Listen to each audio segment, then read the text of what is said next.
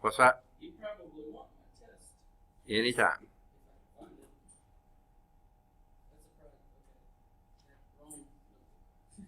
Okay. What's that? Oh, Wrong notebook. okay. Right backpack, but wrong notebook. Thank goodness, because that would be any good. I had the wrong backpack. Here's the test.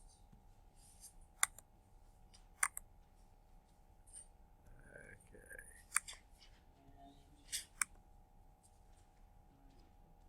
Oh, it might help to turn on the projector. One gal, I don't know if she kept getting phone calls or what, but she was sitting back here. Every time she went in and out, she managed to trip on the cord, and the projector went all over the place. So let's see where it is. She left and everybody else left. Let's see where it is now. Okay. All right. See it.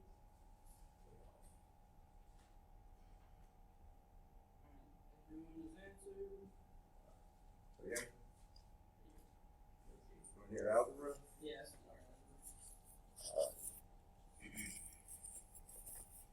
I actually got that one done when my grandmother was getting her infusion done. Right. Good deal.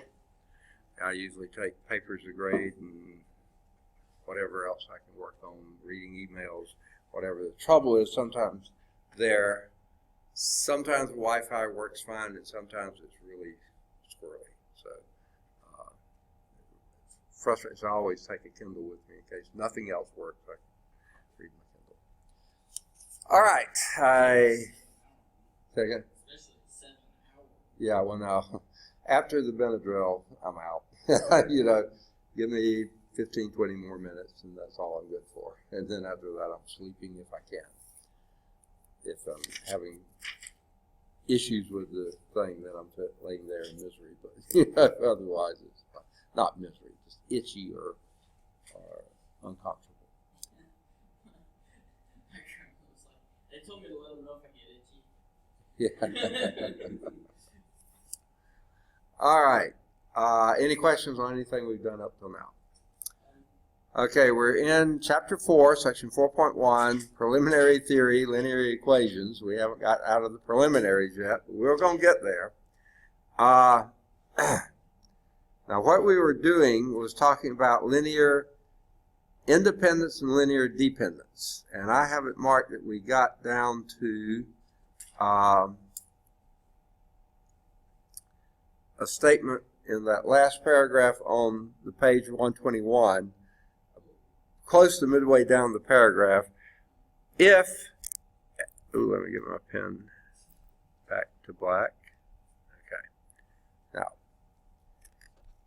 if you have one of your function, f1 of x, these are solutions to your differential equation, is equal to sum c2 times f2 of x, okay, for some constant c2, then you might say, why would they write it this way? But okay, if those are equal, then you can multiply the first one by -1, f1 of x, and add it to c2, f2 of x, and that's got to equal to 0. So that means subtract it over. Yeah, that's basically what they did. And because of that, there are constants, -1 and c2, such that the sum of this is 0. That goes back to the definition. If there are any of those, then this is linearly dependent. Okay? I think that's what it's getting at. It just is going around its elbow to get to its ear here. Okay? For every x in the interval. Hence, the theta function linearly dependent. Okay? For c1 is equal to 1 and whatever c2 it is. And that's not a 0. We conclude that a set of two functions, f1 and f2 of x, is linearly independent when neither function is a constant multiple of the other. Okay? Now, this is a two-function solution. Okay? In other words, a second-order differential equation. You have two possible solutions. And if they're not multiples of each other, then they're linearly independent. Okay? Here's an example. What if your f1 of x, some differential equation you may have, has this solution, sine 2x. Okay? And an f2 of x has another possible solution, and this was sine x cosine x. Okay? Now, would those be linearly independent or dependent?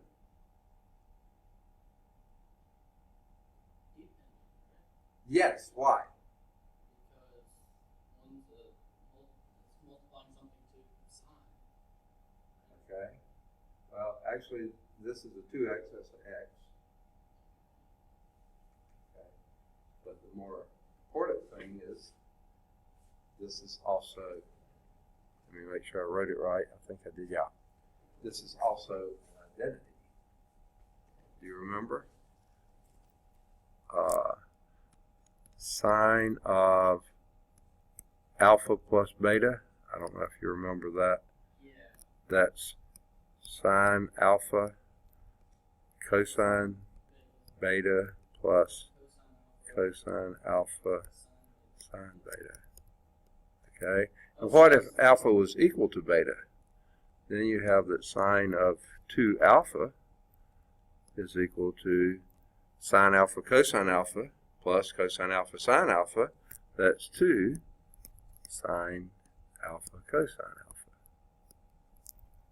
Well, put a 2 there, add it to that, or negative that, and you get that. Those are, because of the identity, those are related to each other by a factor of 2. So therefore, there is some non-zero coefficients that make that true because of the identity that sine 2 alpha is equal to 2 times sine alpha cosine alpha. So those are not linearly independent solutions. They depend on one another. They're basically saying the same thing in different ways. Okay? Because the F1 is a multiple of F2, twice F2. Okay.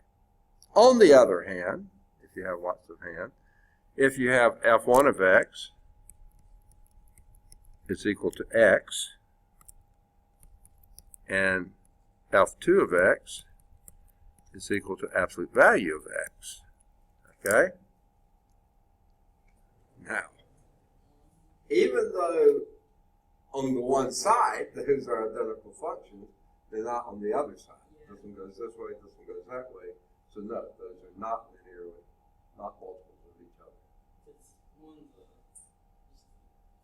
line, and then the other would be a piece multiplied function. Right. So, Now, except for this, what if you limit your domain to x greater than or equal to 0? Then they're the same. Okay? So it depends on the whole number line, minus infinity to positive infinity. Yeah, they're linearly independent. or even you can do the negative side of it if it was a negative vector. Right, okay. Or you're absolutely right. If you had x is less than or equal to 0, or anything less than that, then they're identical here, or multiples of each other here.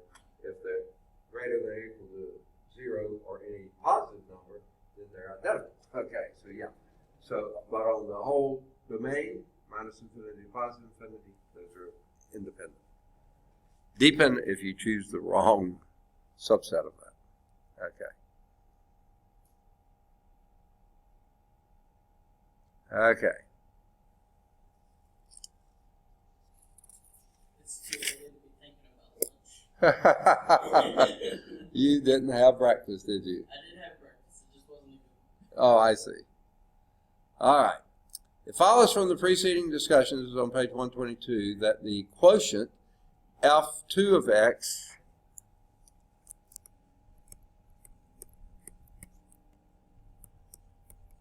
this is a, if you have a 2 solution answer, is not a constant on an interval that discussion follows from that the quotient is not a constant on an interval on which the set.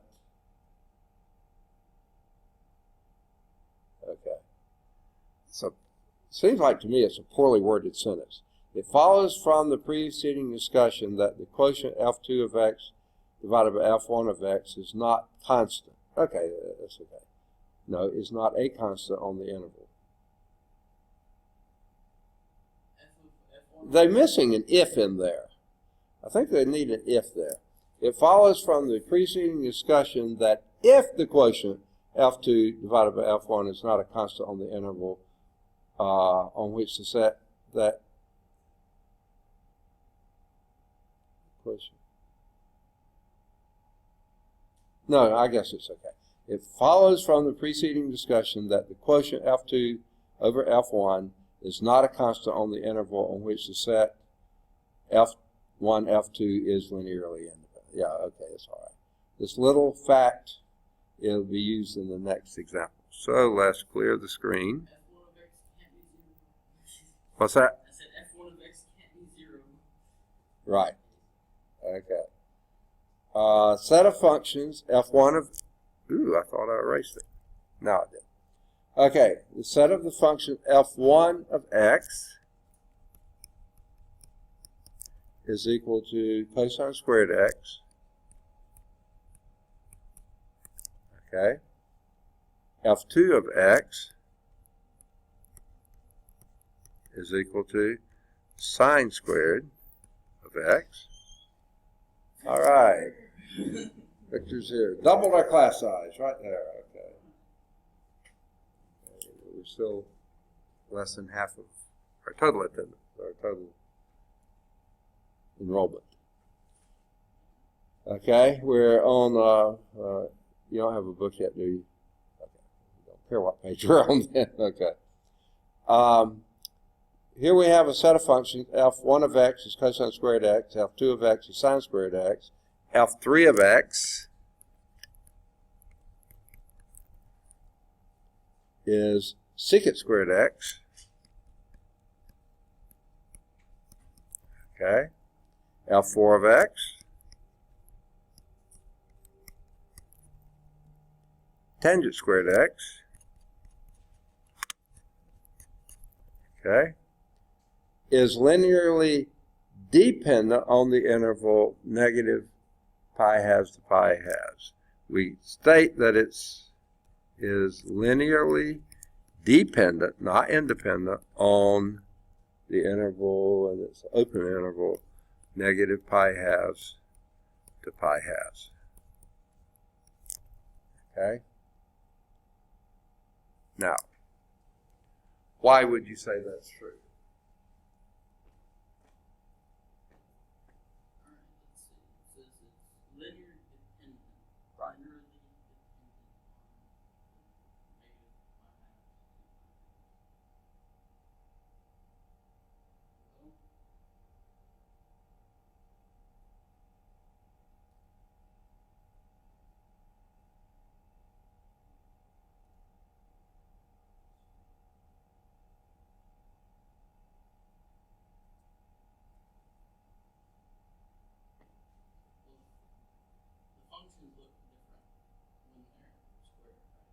What's that? When the cosine, sine, secant, tangent functions are squared, they look different than normal. Right, that's true. So. But looks can be deceiving. Okay. But what I'm trying to say is I'm kind of having trouble. Visualize. Yeah. Right. Okay. Here's the deal mathematically. Is there a relationship between F1 and F3? Yeah, okay. So you would think that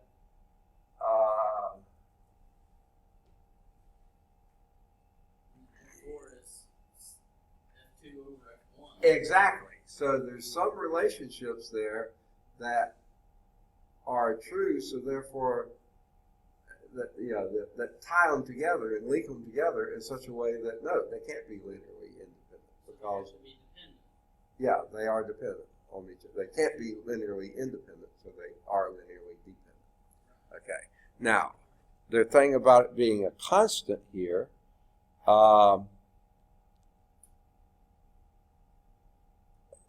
okay,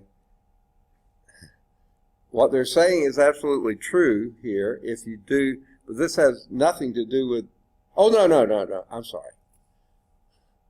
It said this little fact will be used in the next section. I thought it said the next example. I said, no, that fact is not usable here, but this is. So if you had a linear combination, C1 of cosine squared x plus C2 of sine squared x plus C3 times secant squared x plus C4 times tangent squared x. What's that? Yeah, exactly.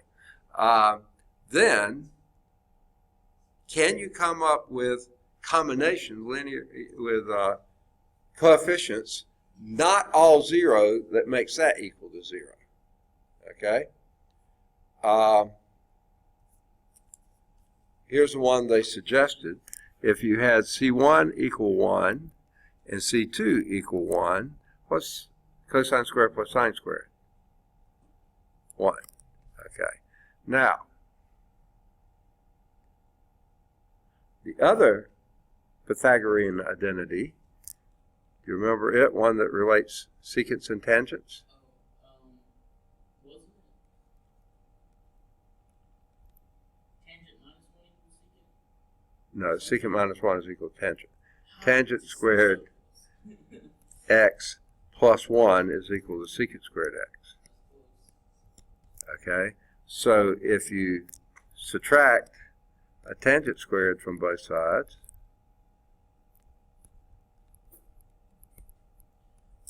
okay, you get 1. Or actually, probably we should have done it the other way. Should have subtracted secant squared from both sides. Okay, not that.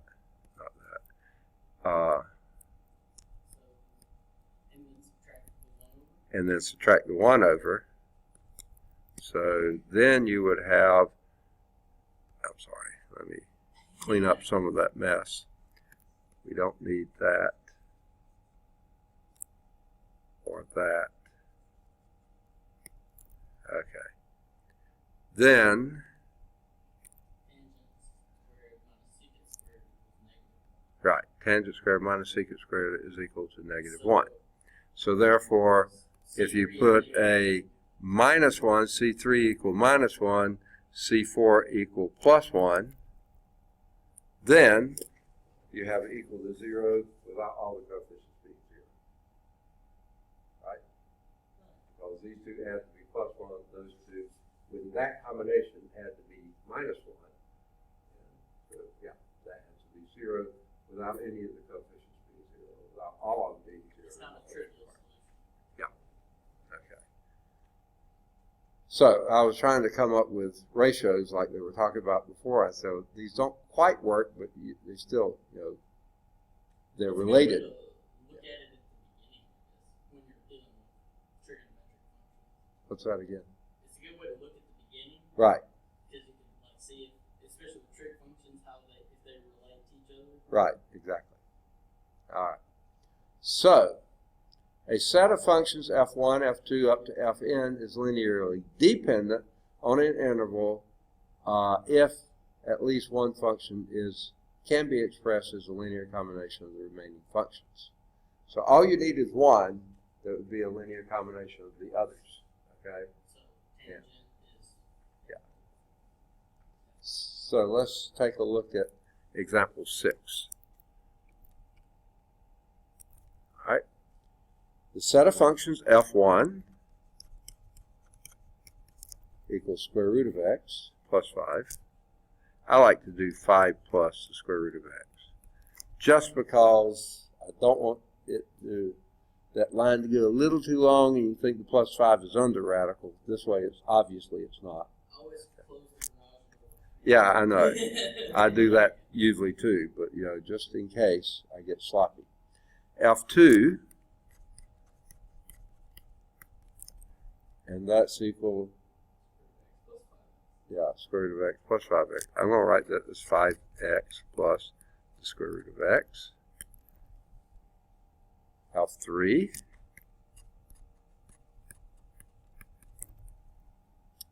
x minus 1,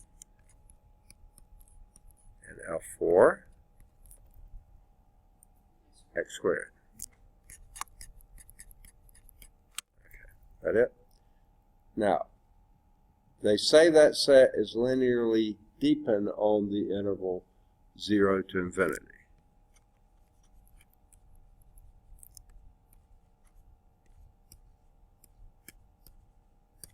Okay? Okay, so do we want to look at it and see if any of the functions can be rewritten as the other two functions? Right, that's it exactly. Okay. Now, if you were to write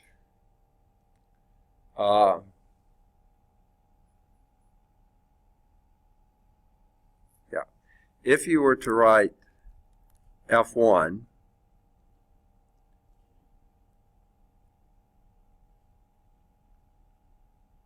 okay, F1 of x plus 5 F3 of x. Okay, what would that give you? 5 plus the square root of x plus 5x minus 5. Right? These two go out, and what are you left with? X squared plus 5, square root of x plus 5x. So that is a linear combination. Huh? Any multiple. Yeah, any multiple of, yeah. Let's see, did they? I was trying to put it in fractions Yeah. to make that work, and I was like, this isn't working out so well. Yeah. But it says any linear combination, and linear combination allows you to have coefficients, constant coefficients. You can't put variable coefficients, but constant coefficients. So, F2 is equal to F1 plus 5F3, a linear combination of two of the others. F4, linearly independent from all those, so can't do much for that, but you can combine F1 and F3 to get F2. And more than likely, yeah, you can combine F2 and F3 and get F1, of course. You just subtract, move coefficients around. But that's one reason. Okay. And leave it 0 F4. You don't want that in there. Okay. Now, and by the way, they said on the interval 0 to infinity. Why do they have that as our interval? You can't have a negative in the radical. See, your domain has to, your interval has to be defined. All the functions have to be defined. Stay with the imaginary land. Yeah, we're not going there. Okay. Certainly yet. Okay. So now we go, premonition of what's going to come, to solutions of differential equations.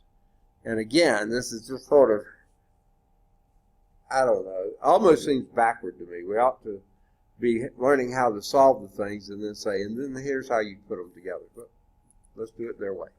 Solution of differential equation. We're primarily interested in linearly independent functions, or more to the point, linearly independent solutions of a linear differential equation. Although we can always appeal directly to definition 4.1.1, which was back on the previous page, that defined independence, it turns out that the question of whether a set of n solutions, y1, y2, y3, up to yn, of a non-homogeneous linear nth order differential equation, that would be equation 6, which you had back on early in the chapter section. Yeah, page 119. There's your, that's a homogeneous. I thought it said non-homogeneous. Did I misread it? No, it is a homogeneous linear nth-order differential equation. Is linearly independent, can be settled somewhat mechanically by using a determinant. Ha! Another place, right? Now, this definition is the definition of a Wronskian. Okay? I think the guy had to have been Polish. That's it. I can't think of any other nationality that would have a name quite spelled that way. It's probably not spelled exactly like that, but he's a potential paper topic. How did he develop this is one, and what uses for it, and this is one use, but it's not the only use for Wronskians. So let's suppose each of the functions, f1 through fn, let me go to a clean page here so I can work all this out. Suppose we have n functions, f1 of x, f2 of x, f3 of x, yeah, me too, okay.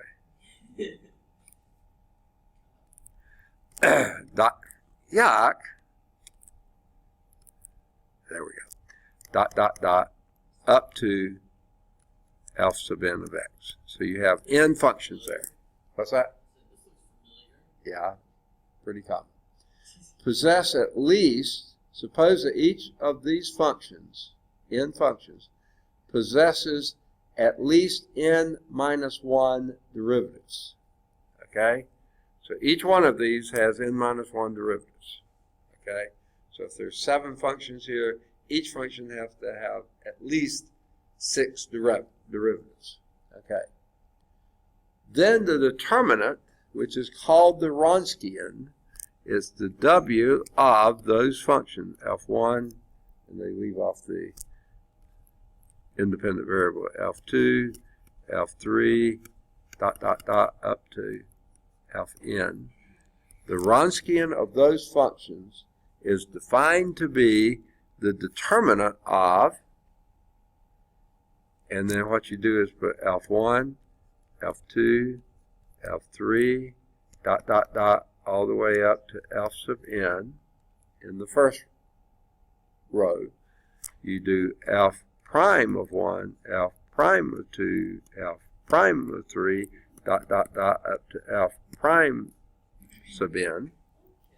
And then you do f double prime 1, f double prime 2, f double prime 3, up to f double prime sub n. And keep dotting down, huh? Does it get hairy? It can. You hope that a lot of these upper level derivatives go to 0. And Yeah, that's kind of what yeah, they may not though. Okay, up to f, and this is n minus 1.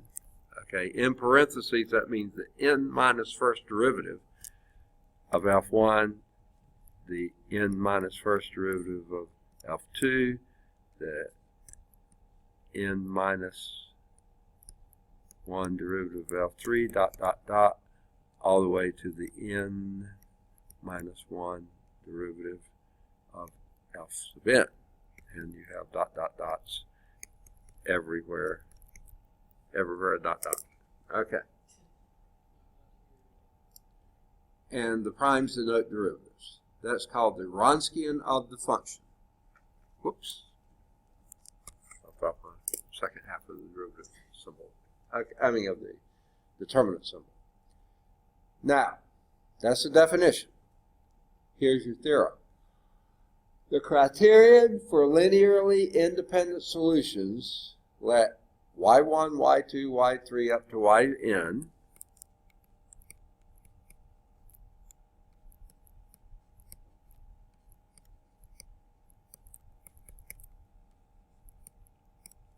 okay, be n solutions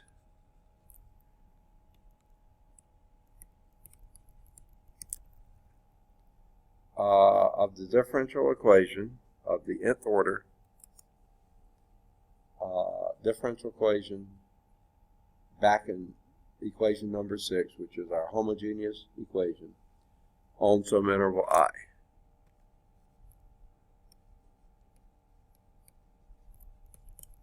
Okay. Then the set of linearly independent, okay, then the set of linearly independent, okay, goodness gracious, okay, I'm sorry, the set of solutions, okay, is linearly independent, misread, is linearly independent on I, on that interval I, if and only if, IFF, if and only if, the Wronskian of, and they now list them as Y1, Y2, Y3, ... up to Y sub n. Wronskian of those is not equal to 0. Okay, for every x in the interval.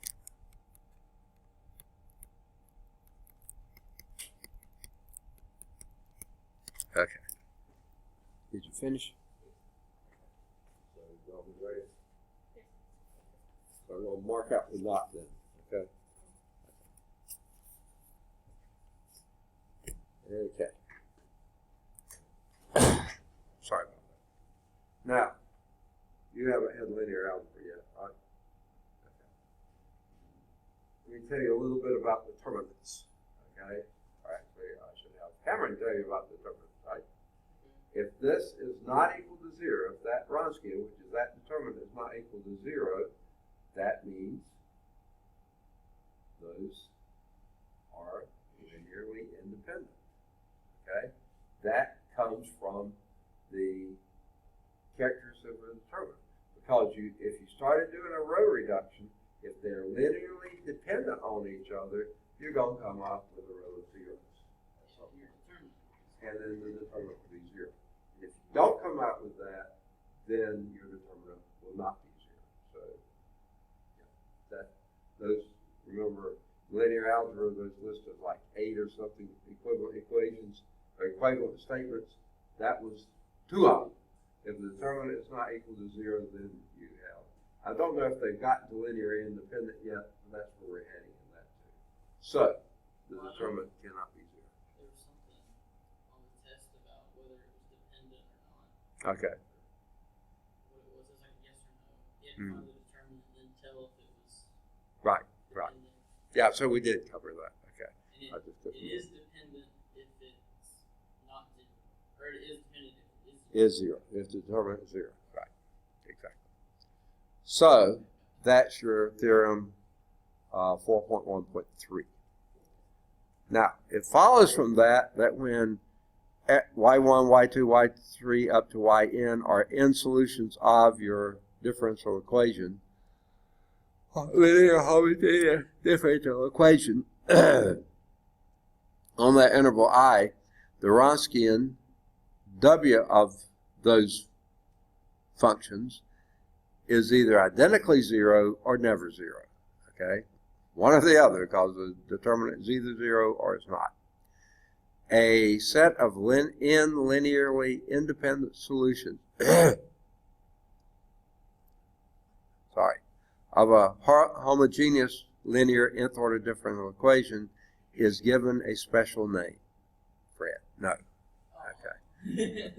Here's the definition, so I think we're going to have to clear some space to write it. I think if there was something named Fred in math, it would probably be my favorite. Your what? I said if there's something named Fred in math, it would probably be my favorite thing. Oh, I see. We haven't found it yet. Huh? Okay. We would find it. Yeah. The So here's the definition. It's not Fred, unfortunately. Fundamental set of solutions. That's its name. Any set, and that would be y1, y2, y3, ... up to y sub n. Let me make sure they keep the same counter. Of in linearly independent solutions of the homogeneous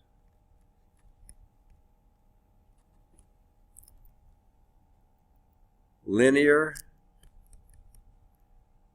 nth order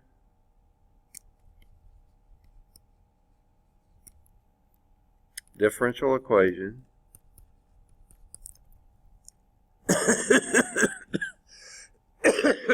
sorry, that we talked about back a few pages earlier on as equation 6 on an interval I, some interval I, is said to be a fundamental set of solutions.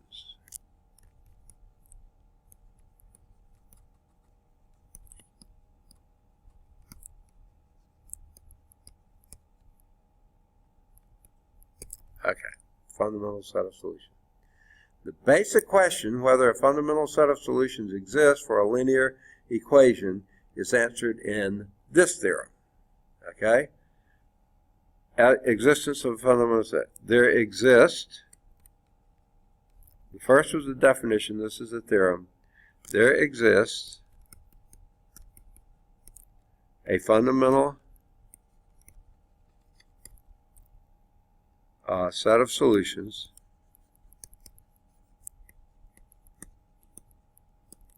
okay, for a homogeneous linear nth order differential equation. That takes so much to, for a homogeneous linear nth order differential equation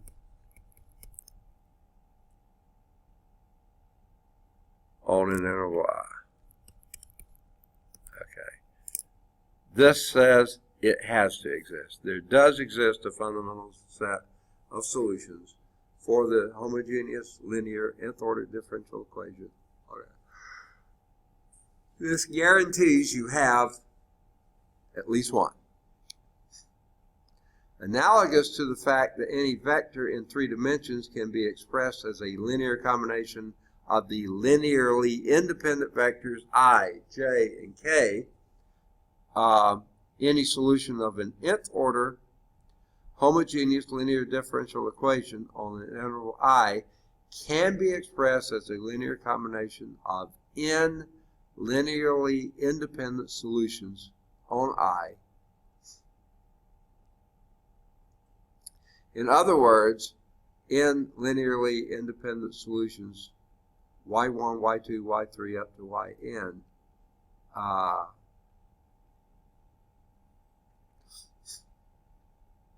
sorry, I have trouble breathing, are the basic building blocks for the general solution for the equation. Okay. In other words, the n linearly independent solutions. Okay. Here's the next theorem. Sorry. There really are. Yeah. Let y1, y2, y3, and a lot of them start off the same way, up to yn.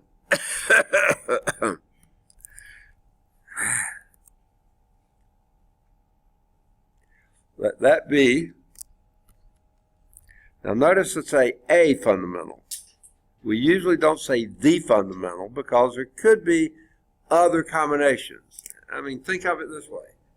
X, Y, Z are linearly independent, and they can define any line that you have in space, right?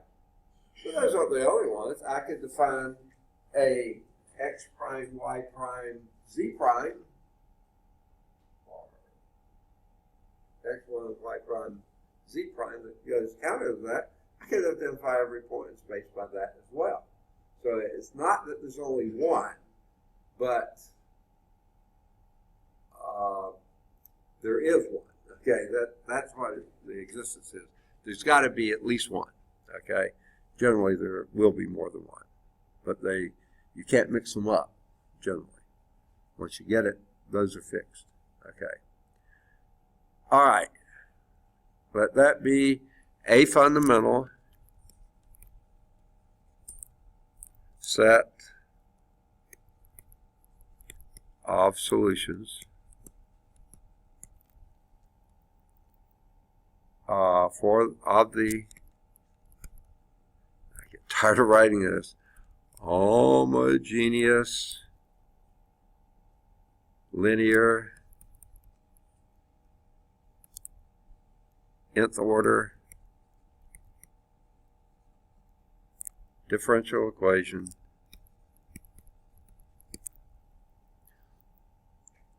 back in number 6 on I, some interval I.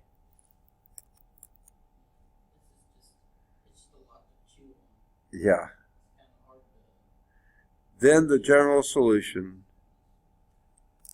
Okay, so there's your fundamental set. Then the general solution, okay, of the equation on the interval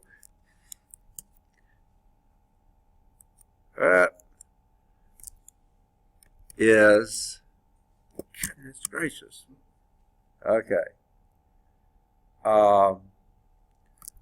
y is equal to C1 y1 of x, whoops, no comma here, plus signs here. If it will, the eraser will come up. There we go. Okay. Plus C2 y2 of x plus C3 y3 of x plus plus C sub n y sub n of x. Okay. Yeah. Okay. Where C1, C2, I'm sorry, here's how they say it, rather than writing them all out.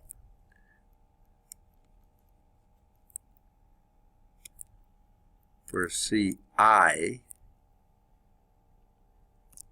when I is 1, 2, 3, to n,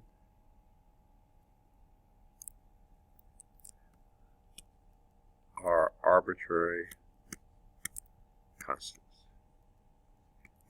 Okay. Now. It doesn't like it. Well, it doesn't like it when I put periods, because that's like going to the next page. Yeah. So, but if I hold the period down too long, then I get a box coming up. It's really sensitive both ways. All right, so if you have this fundamental set, by definition they are linearly independent, then your general solution will be some linear combination of those linearly independent solutions, okay? And the CIs could be any arbitrary constants, yeah. Any constant you want them to be, as long as they all match up and fit. Okay. But you... It's the arbitrary constant. Yeah. Now, that theorem, this one I just did, states that if y of x is a solution of x, of 6, on the interval, then the constant C1, C2, up to Cn can always be found such that if for some reason they have changed them all and made them capital letters, and well, not all of them, but the C's they did. I'm not sure why. But the general solution is your capital Y of X. And that would be some combination C1 of Y1 of X. That's your little y like we had before, plus dot, dot, dot, you know, like we did before. Okay. Now,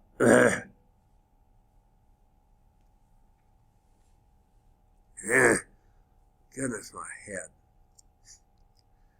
head. They proved the case for n equal 2. Okay. Now, what's that? Oh, yeah. Okay. I'm going to have to stop. Sorry. I hate to do this in class, but it's uncomfortable.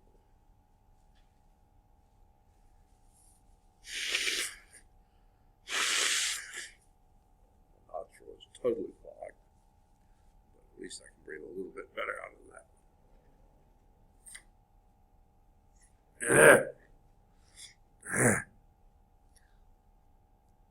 So they do this, prove this theorem for 2, n equal 2, and they use the Wronskian. Okay?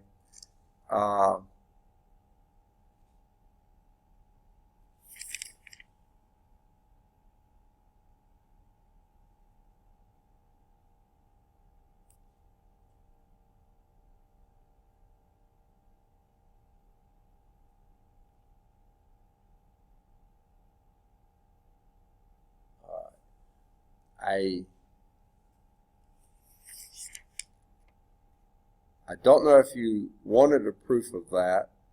They outline it fairly well, but in a lot of these proofs, I know it's not. That they're doing is legal, but it almost feels like you're running in a circle. You know, you're on a treadmill. You assume one thing, but then you wind up proving the same. And it's not quite the same, but it just, sometimes to me, they're not all that satisfying. Let's do example 7. Hopefully the examples can be a little more satisfying. Yeah, a lot of the time, proofs in books is just kind of like, we know this is valid, so this other thing is valid. Yes. This is valid. And now we've done it, right? Yeah, right. Okay. Yeah. And that, it validates itself. right. That's what it seems like. But if you're very careful with it, you see, yeah, that indeed did it. And sometimes those you'll say, so what? I mean, never mind. I wouldn't say that. All right, here's some functions. Y1 is equal to e to the 3x. To me, they ought to be showing you how you got these rather than saying, let's just show that these functions do, okay? Y2 is equal to e to the minus 3x. Somehow I guess that might be the case, okay? All right. They're both solutions to the homogeneous equation y double prime minus 9y equals 0. Yeah. On the interval minus infinity to infinity. In other words, for all real numbers. Now, if you want to take just a moment, take the derivative of y1. You get 3e to the 3x. Second derivative, 9e to the 3x. And so that would be 9e to the 3x minus 9 times e to the 3x. Sure, that's 0. Okay, so that's obviously a solution. Now let's do the second. First derivative of y2 would be minus 3e to the 3x. Second derivative of y2 would be positive 9e to the minus 3x. And if you do that second derivative, positive 9e to minus 9e to the minus, yeah, that adds to 0 too. So yeah, these two are solutions for that. And I hope that you can sort of take a look at that and say, one's not a multiple of the other. Okay? They look a lot alike, but you can't do anything and get rid of that minus sign up there by multiplying some number by it. So they are linearly independent. Okay. That would take logarithms Yeah. Okay. So logarithmically, they may not be independent, but linearly, they are independent. Never mind. Okay. They're both solutions of that homogeneous equation, right, on the interval for all real numbers. By inspection, the solutions are linearly independent. That's what I just said on the x-axis. The fact can be corroborated by the Wronskian. Now, tell me what the Wronskian is.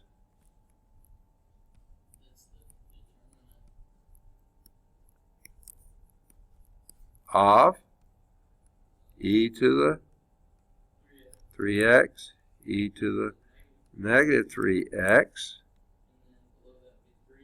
3e to the 3x, minus 3e to the minus 3x. If you take a derivative of that, that would be So it has to be squared, or your derivative is this product minus that product. well, I mean like Yeah. Why don't we have a third row? Oh, yeah, it has to be squared. You can't take derivative of a, yeah. And you only go to the n minus 1 derivative. And here it was second, so you only go to the, it'd be first, yeah, exactly. So this will be, if you take the, and by the way, here's what your determinant is. The product of these two, which would be minus 3e to the, oh, no. E to the 0. So it's just a minus 3, okay? Because when you multiply e to the x times e to the minus 3, e to the 3x times e to the minus 3x, yeah, it's 1, okay? So we don't need the e there at all, okay? And then it's minus the other product, the anti-diagonal or whatever you call it, and that would be a minus 3, yeah, say again? Yeah, you're adding those. This is my negative 6, which is not 0. Doesn't matter what the number turns out being, it just can't be 0, okay? It could be negative 4/3 or 4/2 pi or anything such as that, but it can't be 0, okay? And this, second? Yeah. Okay. So, here we go. Is negative 6, which is not 0. Okay. And that's an important statement to make. Negative 6 is not equal to 0. Okay. For every x in that domain. We can conclude then that y1 and y2 form a fundamental set of solutions, and therefore your general solution, y, is equal to some linear combination of that, c1 e to the 3x plus c2 e to the minus 3x. There's your general solution, and for any choice of c1 and c2, that's your general solution on that interval. The point of doing these is to find if it works and then put it in the general solution. Right, exactly. If it works and they're linearly independent, then you can combine them together. If not, then it's just not. And it is a second order differential equation, so therefore all you need is 2 in that, but they have to be fundamental. They can't be linearly independent. You have to have 2 linearly independent. You don't need more than 2. You won't find more than 2, period. Okay. Now, that was example 7. I think that's done. Let's move to example 8. I'm going to clear space just in case we need it. I thought I was going to clear space just because in case we need it. The function, oh boy, I love these. Y is equal to 4 times the hyperbolic sine, I know, of 3x minus 5e to the minus 3x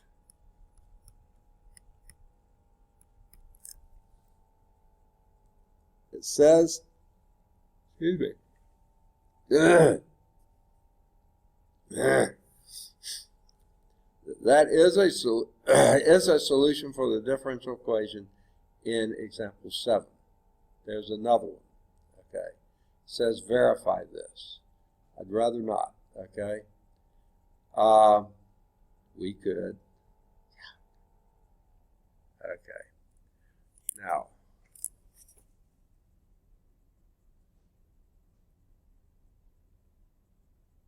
if you go front and side cover of your book, to keep from having to memorize these things, number 21 is your hyperbolic sine derivatives, review of differentiation. Okay? So, I would say use that. I do not like memorizing, and I would, okay. So let's first do y prime. That would be, according to what we just saw there, yes, but you got to use chain rule, so it's going to be 12. Yeah, see, that is just... All right, so is the 3x minus 5e to the negative 3x, is that all inside of... No. They didn't put parentheses there, so that's a separate function. Okay, this is the first part, minus or plus. Oh, it's a product. Yeah. Okay, No, this is just a sum or a difference actually. It's that minus that. There's your first function. It's not composite. So hyperbolic sine is working on or operating on 3x. Only on 3x. Right. Because that's confusing because it didn't have parentheses. I know, but you see, for it to be on this, you would have to have parentheses around that. Yeah. This is this function minus that function. Yeah. Or at least that's how I'm interpreting it, and I'm pretty sure it's right. I was seeing it as Yeah, I know. hyperbolic sine times 3x. Oh, no. You have to have an argument for, just like you do for science. Yeah. That's why I'm so confused. Yeah. No. That is your, whoa, I need my 3x in there. Okay. 12 hyperbolic cosine of 3x. And then plus 15 e to the minus 3x. Okay? That's y prime. Y double prime is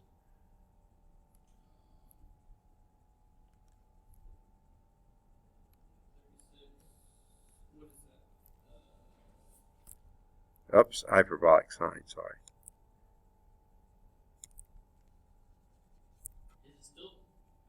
They just go back and forth. Derivative of hyperbolic cosine is hyperbolic sine. So that's... Now, if you really want to get... I don't know what the term is. I think it's arrogant or snooty about it. A lot of people call this sich and kosh. I find that almost obnoxious. But anyway, 3x. And this will then be minus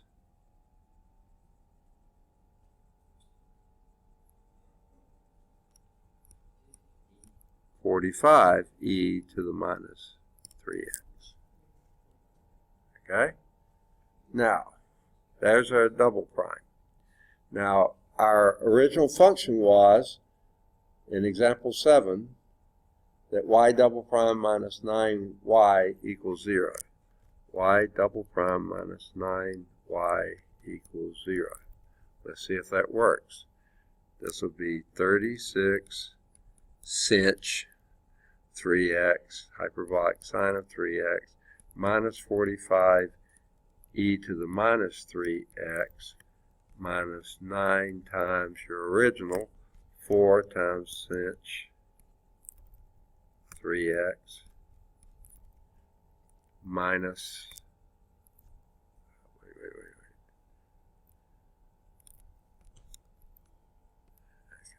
Close the parentheses too soon. Minus 5e to the minus 3x. Okay? Yeah, so multiply, that'll be a minus 36 inch, wipes that out, and this will be a plus 45, wipes that out, sure enough that's equal to 0. So,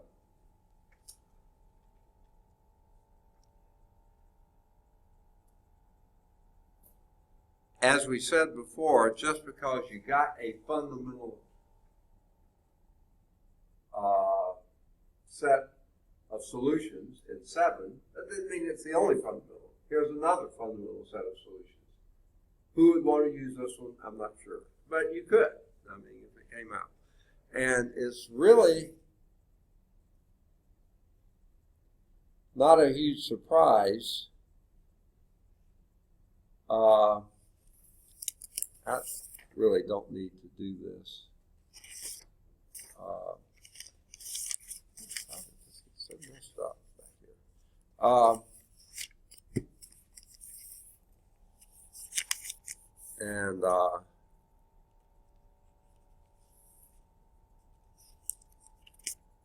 was going to, well, you have it in there. If you go back and look up what a hyperbolic sign is,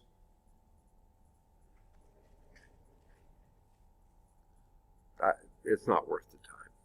It's defined in terms of e to u plus or minus e to the minus u over 2 or something like that. So they're related to each other. So it's really not surprising this comes out being a solution as well. What I get down to, you could express all this in terms of e's, and if you did, you'd be back to the first solution we had. Okay? So that's why I don't even like messing with hyperbolics, because it's usually easier to mess with the exponentials than the hyperbolics to me, but maybe that's just me. Okay, so we see that is a solution. We verified it. In view of theorem 4.1.5, we must be able to obtain this solution from the general solution. So yeah, sorry, that is what we're doing. Okay. All right. So we gotta rewrite hyperbolic sign? Yeah.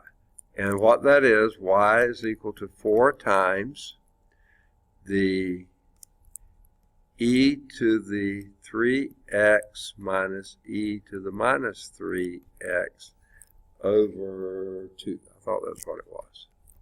That's what hyperbolic sine of 3x is. Okay? Minus 5 e to the minus 3x. Okay? So sine 3x, or hyperbolic sine 3x, it's just This is how it's defined. minus e to the negative of it, and then over 2. Yeah. So that's why I say. It's not so bad. You just gotta No. remember the nasty fraction. Right? And hyperbolic cosine is with a plus in there.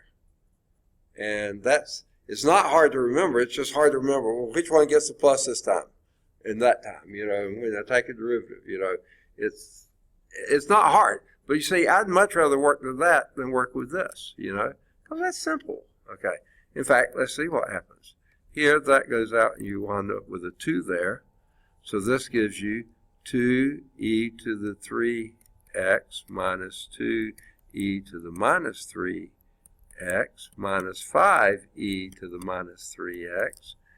And that comes out to be 2e to the 3x minus 7e to the minus 3x, which is a linear combination of what we had in example 7, with C1 equal 2 and C2 equal negative 7. That's what they're getting at. This is a linear combination of that. They didn't even take it as far as I did. I don't know. Oh, there they did. Yes, they did. Then y is equal to 2e to the 3x minus 7e to the minus 3x.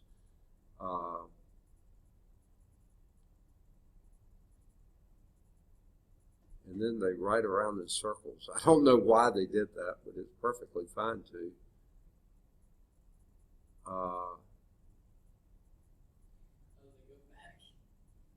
Yeah, they back up again and go back to where they were to begin with. This is so circular, I don't know what the point They're is. just saying that what Yeah. they said is equal to what they had in the beginning. Exactly. So, but you got there exactly by undoing what you did before, so what's the big deal? All right, let's move on to example 9. General solution for a homogeneous differential equation. The functions, let's go back to this. The function y1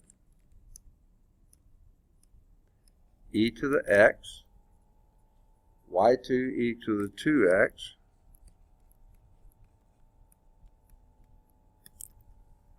y3 equal y3 equal e to the 3x, satisfy the third order differential equation.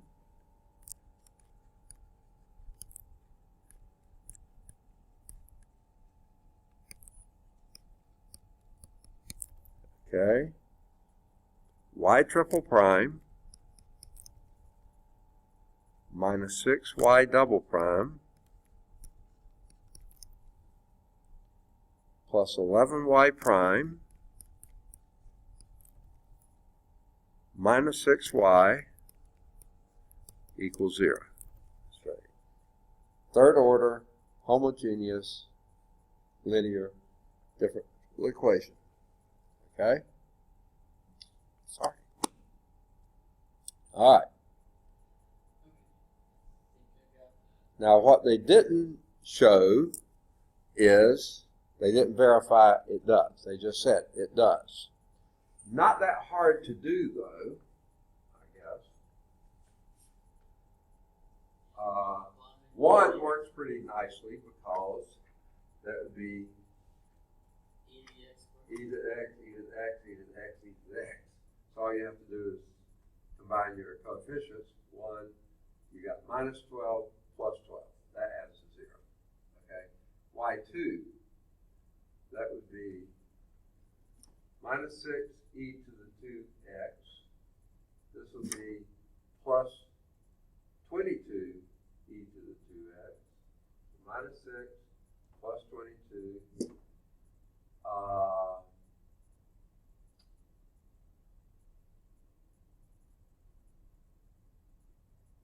Minus 24.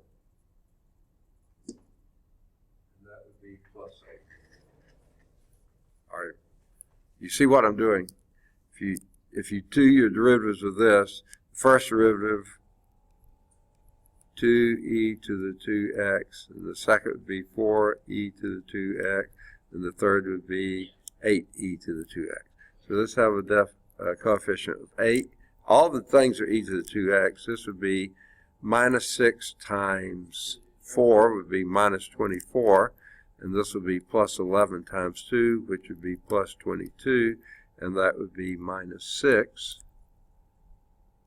And if you add those together, 2 minus 6 is 8, and 8 30, minus 30. Okay, so that works. Let's see if the third one does. Okay, so the first derivative will have a 3, second derivative will have a 9, and the third derivative have a 27. So this will be 27 minus 54 plus 33 minus 6. All right? So it'd be negative 16 plus 16, which is 0. Yeah. So all those would be 0.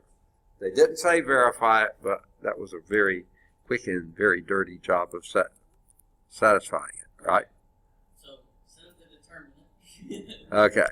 So we probably going to need all those things anyway, but just wanted to make sure, because I'm a cynic, I want to make sure that, I hope that 8 disappears. Yeah, I believe it did. Okay. That it did satisfy that equation, and they did. Okay? So they do satisfy. Now, what we have to show is that the Wronskian is not 0. So the Wronskian for those, y1, y2, y3,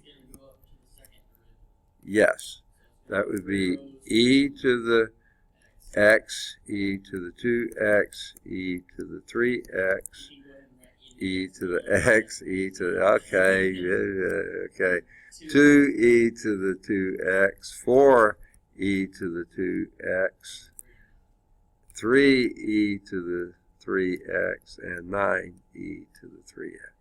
Taking the derivative. Okay. Now,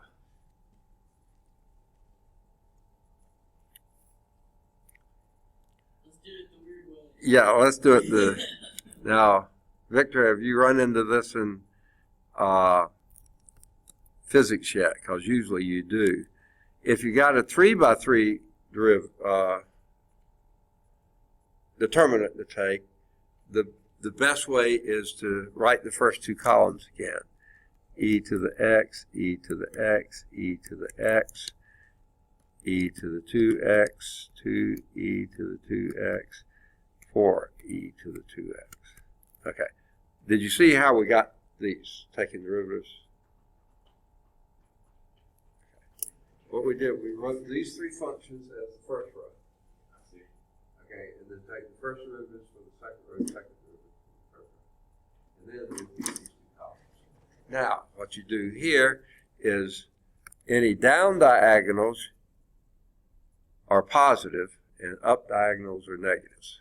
So this will be, do coefficients first, 18 e to the x times 2x times 3x, that would be 6x, e to the 6x, okay? Do this down, and that will be plus 3 e to the 6x, right? And this will be a plus 4 e to the 6x, right? Now do your down diagonals. And what I like to do, just to kind of make it easier to read, is wipe out that and do my down diagonals. Now these are all minus. That would be a minus 2e to the 6x. You see, everything's going to be an e to the 6x. That'll be a minus 12e to the 6x. And that's going to be a minus 9e to the 6x. Okay? You can get rid of all the e to the, well, don't get rid of them. Factor them out. Now let's see what we got. Plus, on the plus side, you've got 25, right? 18 and 7 is 25. On the minus side, you've got 21, 23. So you have 3e to the 6x, and that is not 0. All you need is that determinant not to be 0. If those coefficients had had to be 0, hang it up, Jack, you're in trouble, okay? But they did not. You mean 2e to the 6x. What's that? 2e to the 6x. Is it 2? Yeah. This was... It's 25 minus 23. 23, okay, so it's 2, yeah. Okay, as long as it's not 0. See, Okay. this works perfectly with the way I do it. Is, you know, I pull the negative out of the second part, and then just do it normally, and Right. do the first part minus. Yeah, okay, yeah. Okay. I'm lazy. Yeah, as long as you keep it up. Just keep it straight. Okay. Are we out of time? Yeah. Oh, yuck, how could it be? But we did finish this. So therefore, some linear combination of these will be your general solution. Y is equal to C1e to the x plus C2e to the 2x. All right, we'll begin next time with 4.1.3. And let me get rid of that mark so we don't go back there. All right, now, this in place. Homework exercise of the week. You're getting close to finishing 4.1 finally. Any of the odds? It's such a long section. It is. Broke up into 3 mini sections. Yeah. One or three, either 1 or 3. Any of the odds 5 through either 5 or 7. Do 9. do 11, do 13, and then in 4.1.2, any of the odds 15 through 21, and any of the odds 23 to 29. And then we'll do non-homogeneous in 4.1.3. And we'll be ready to start 4.2. Okay, good deal. We'll see you Thursday. Maybe tomorrow. Okay? All right, good deal. Oh, that's not what I wanted.